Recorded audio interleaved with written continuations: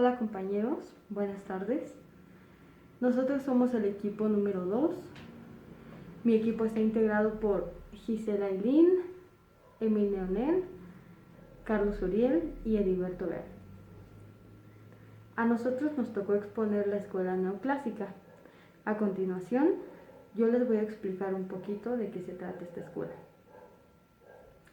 La escuela neoclásica es un pensamiento económico que se basa en la idea del valor de los bienes.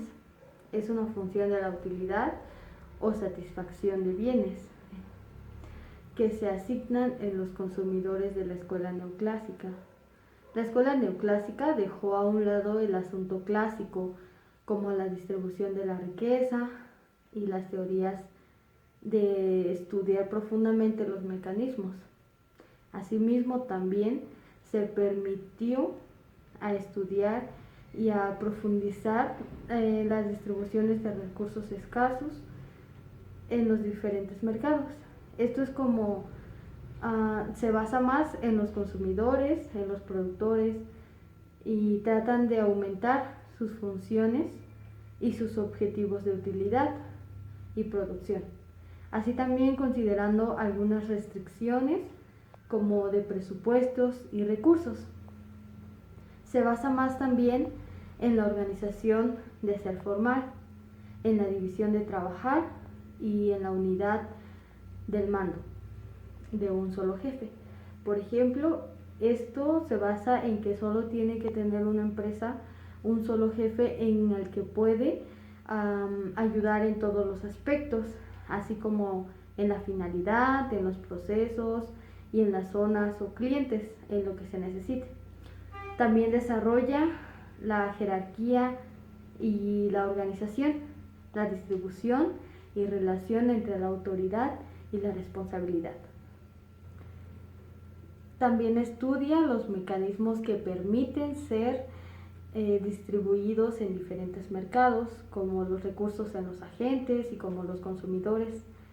Los productos tratan de consumir y dar la utilidad de la producción, considerando algunas restricciones de los estudios y los inicios. La escuela neoclásica surge a partir de la escuela clásica en la década de 1870, en la mitad del siglo XIX.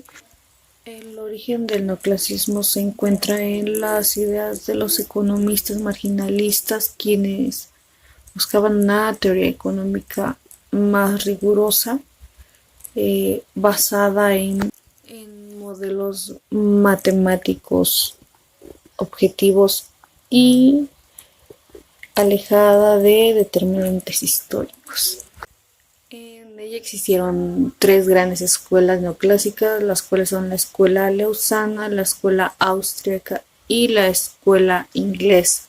La escuela lausana es la parte matemática. En ella estuvo relacionada William Stanley y Alfred Marshall.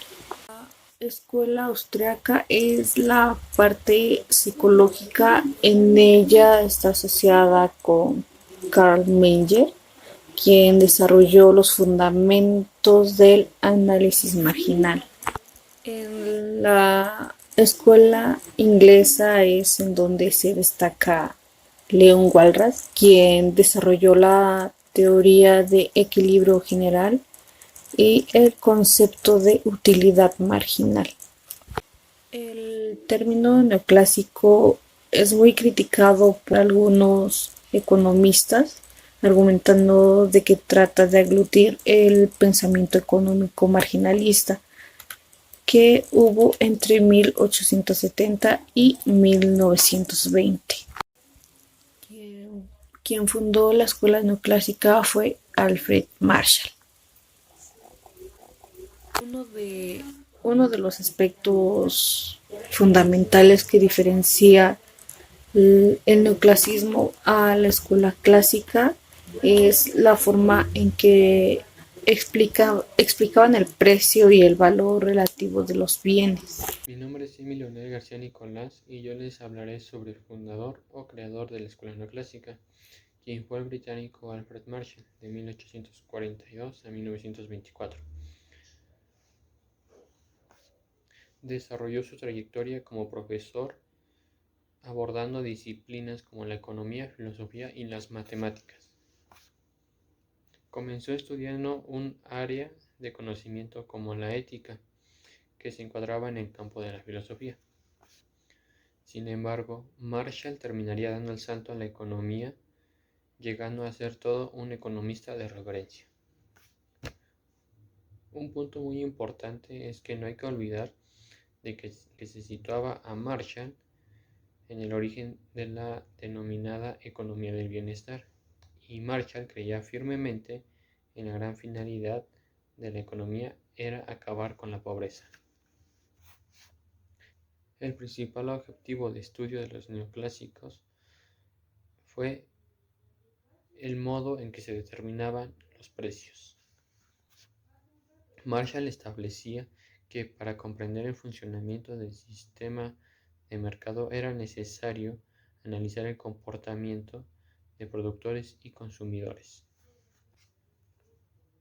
De ese modo, veía la demanda como una tabla que mostraba las relaciones entre precio y cantidad.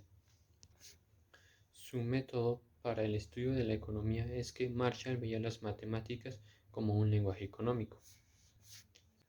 Es más, las matemáticas debían de ser utilizadas como una herramienta que permitiera solucionar las cuestiones que planteaba la economía.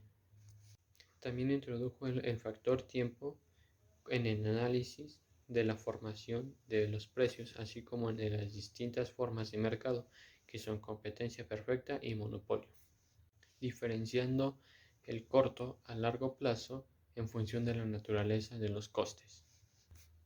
Su labor docente se basaba en las teorías de David Ricardo y de John Stuart Mill, complementadas con las aportaciones del marginalismo, conciliando las teorías ricardianas con la escuela austríaca. El resultado de sus esfuerzos fue la denominada síntesis neoclásica, base en la teoría de la economía moderna.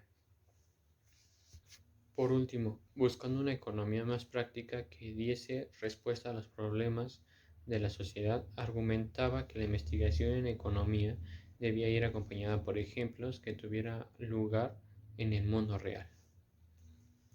Y bueno, esto ha sido un pequeño resumen de la biografía del fundador de la escuela neoclásica. Hola, mi nombre es Carlos Miguel Cuevas Pérez del grupo 501 de capacitación de administración. En este video les hablaré sobre los aportes de Alfred Marshall a la escuela neoclásica. En primer punto, durante su trayectoria, Alfred Marshall desarrolló e inició los desarrollos de las ideas económicas como la oferta y la demanda.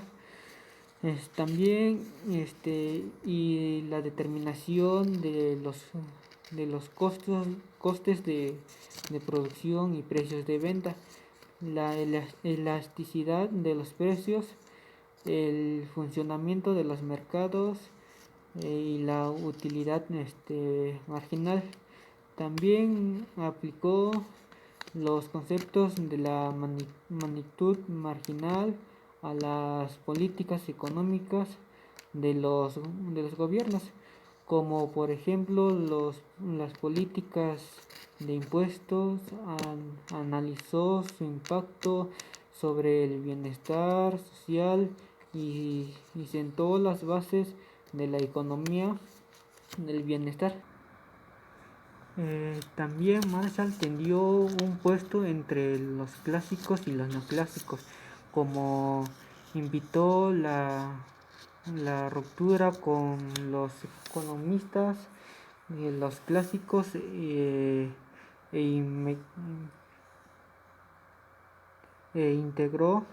integró esta teoría con las nuevas teorías neoclásicas. En otra parte, en la teoría del valor de las ofertas y la demanda, derivado correctamente las curvas correspondientes a partir del coste de producción con la utilidad marginal. Otra parte, Marshall inventó el equilibrio parcial, ya que eso se deriva de dos puntos, que es la gran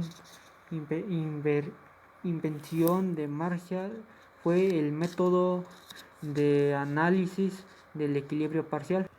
El otro punto igual es Marshall privilegió el realismo y la capacidad explicativa de las teorías más que la coherencia lógica y la elegancia formal de los resultados, ya que estos, a diferencia de Walras y las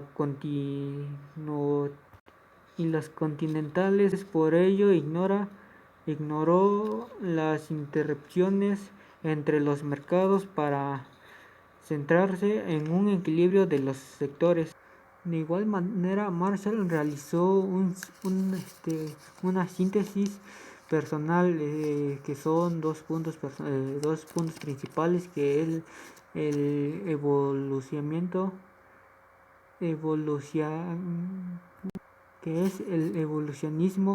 de Darwin y la moral cristiana. ¿De qué trata la escuela neoclásica? Esta escuela de pensamiento económico se basa en que el consumidor es el que le da el valor al bien o servicio que adquiere. Esta puede ser se puede considerar una versión desarrollada de la escuela clásica, ya que apoya la idea del marginalismo. Además de que esta escuela es más científica que sus predecesores. La escuela neoclásica dejó a un lado los diferentes asuntos clásicos, como el de la distribución de los recursos escasos en diferentes mercados. Los principios de la escuela neoclásica son: uno es la unidad de mano.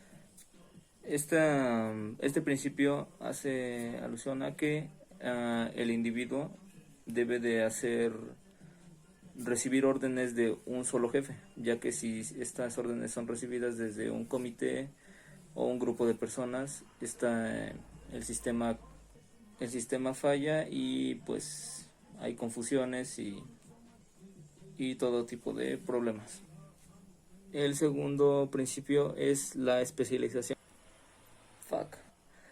Este se refiere a que cada persona o área o zona de trabajo tiene que tener una o más tareas específicas, ya que con esto la eficiencia del sistema es mayor.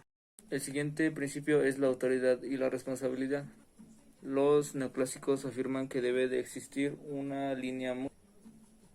relación muy estrecha entre la responsabilidad y la autoridad, ya que la autoridad es la facultad que se tiene para poder mandar a los subordinados y la responsabilidad es cumplir con las tareas que se te asignan.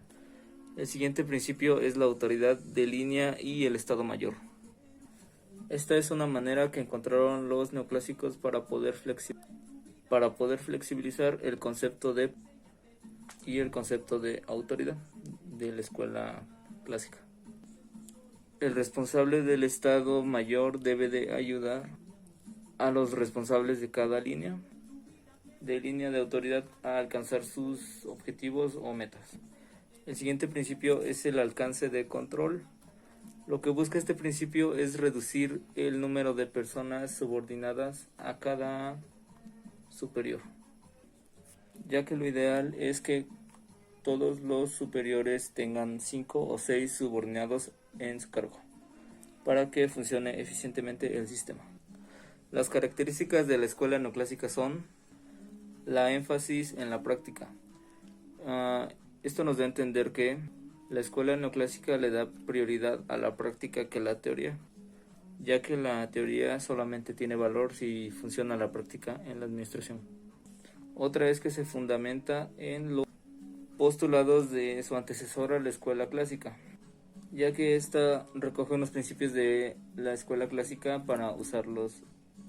Otra es que se enfoca en los principios generales de la administración.